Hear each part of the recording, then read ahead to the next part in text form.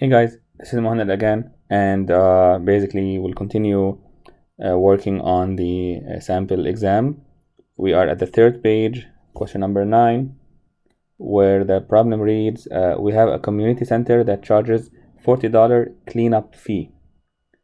So this is a fee that you have to pay regardless of how many hours you rent the hall, and $29 per hour fee. So you have $40, and then in addition you have $29 per hour. So X represents the number of hours. X is hours, or the unit of X is hours, and the unit of Y is in dollars. Then which of these equations model the situation?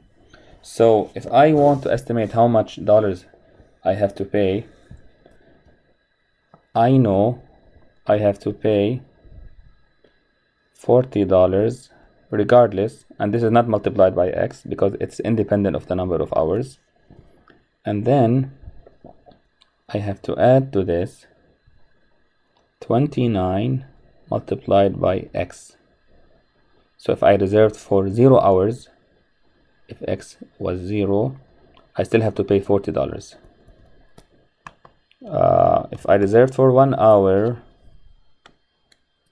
this was 1 hour, then I have to pay the 40, and then I have to pay 29 multiplied by 1, which is whatever that number is, so that's 69. So these are all kind of trying to explain, to understand the problem, but for now this is enough as an answer. Which one of these equations model the situation? Basically, y is equal, I know it's a linear problem, y is equal to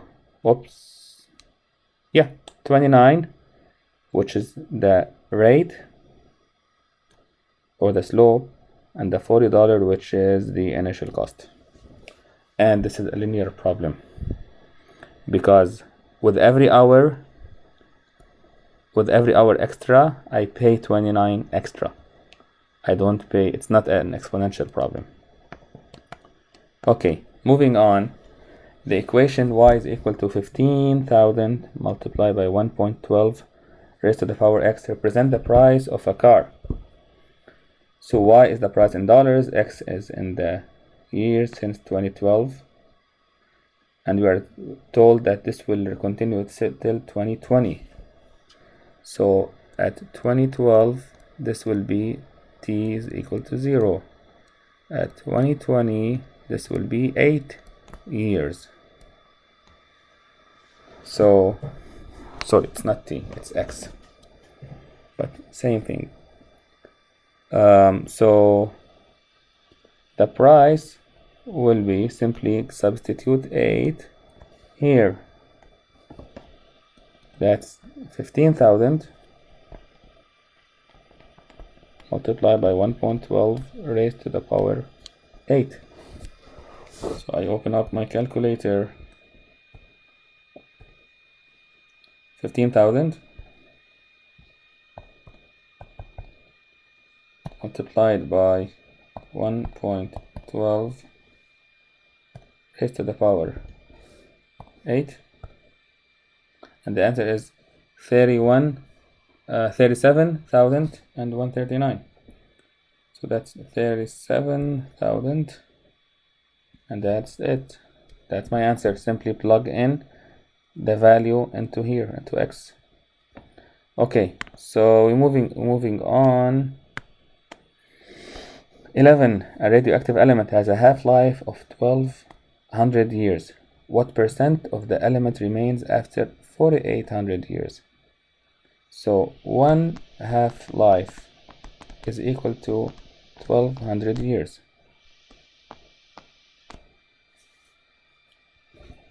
So 4800 years represents how many half-life? Cross multiplication. Cross multiplication. This means that 1 multiplied by 4800 is equal to 1200 multiplied by x. So x, which means half-lives, is equal to 4800 divided by 1200, and the answer is 4. So 4800 years represent 4 half-lives. I know my computer is producing a lot of noise. I'll try to find a solution for this problem, maybe filter it out. Okay, so what equation should I use? Simply the equation that says n remaining is equal to n initial, and since it's a half-life problem, I know that this is the base is half, raised to the power 4. So because I'm not given any initial percentage, initial number, initial quantity, this I will consider this to be 100%. Okay, and then the remaining will be immediately the percentage. So let me calculate this. This will be 100% multiplied by 0.5 raised to the power 4. This will be 100 divided by 16, and that's 6.25%. That's the answer. Moving on, the solution is, okay, solve 1.25 power x is equal to 4. Whenever they say solve, meaning determine the value of x. So we have a formula, if you remember in the book, that says whenever, let me see what page this formula is.